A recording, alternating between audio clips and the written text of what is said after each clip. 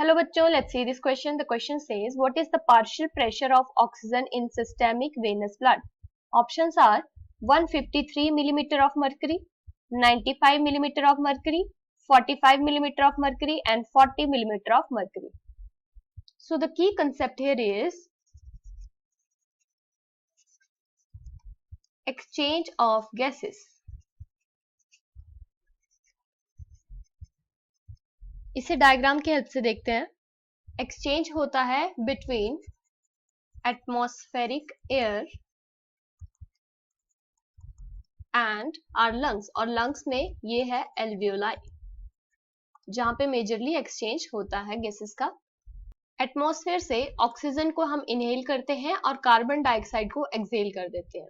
तो ये ऑक्सीजन आगे फर्दर ब्लड में जाएगी और कार्बन डाइऑक्साइड जो है ये एल्वियोलाई में एक्सचेंज हो जाएगा. देन ये है हमारे पास पल्मोनरी वेन, और पल्मोनरी वेन में ऑक्सीजनेटेड ब्लड होता है. दूसरी तरफ ये है पल्मोनरी आर्टरी, और इसमें डीऑक्सीजनेटेड ब्लड होता है. This one is the systemic artery and this one is the systemic veins, और ये हमारे बॉडी टिश्यूज हैं. बात करते हैं अब पार्शियल प्रेशर्स की. तो पार्शियल प्रेशर होता क्या है?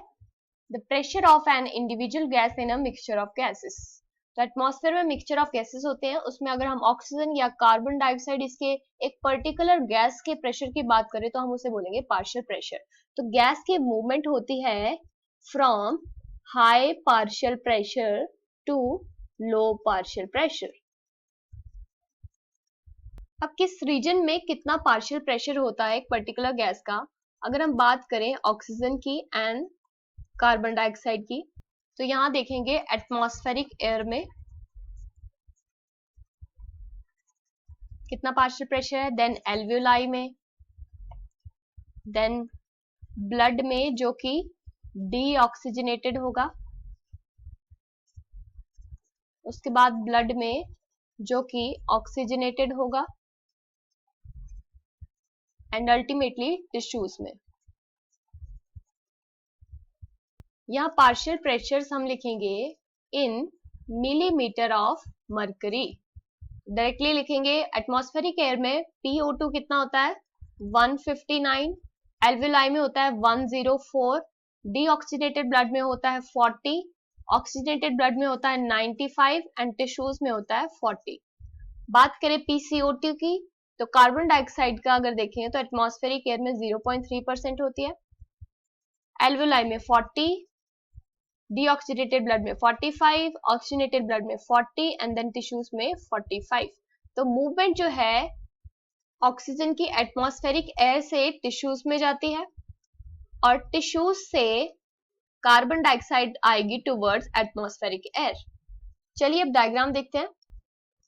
ऑक्सीजन का पार्शियल प्रेशर और एटमॉस्फेरिक एयर में कितना होता है 159, देन फिर एल्वियोलाई में कितना होता है 104.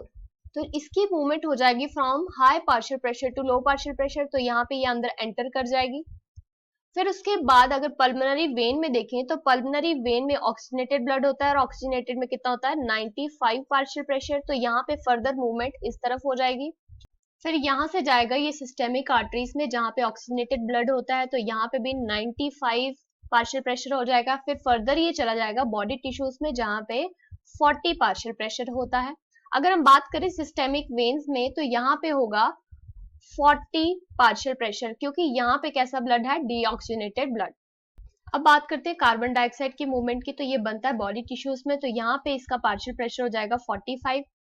सिस्टेमिक वेन में डीऑक्सीजनेटेड ब्लड होता है, यहाँ पे भी हो जाएगा इसका पार्शियल प्रेशर 45.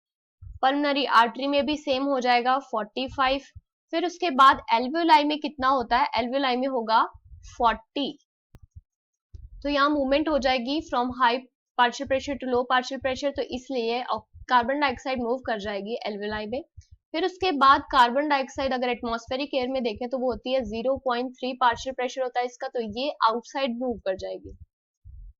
ऑक्सीजनेटेड ब्लड में अगर देखें कार्बन डाइऑक्साइड की पार्शियल प्रेशर तो वो होता है 40।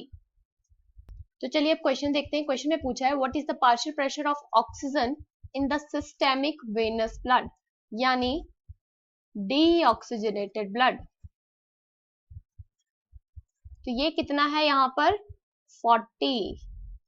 So the final answer is 40 millimeter of mercury.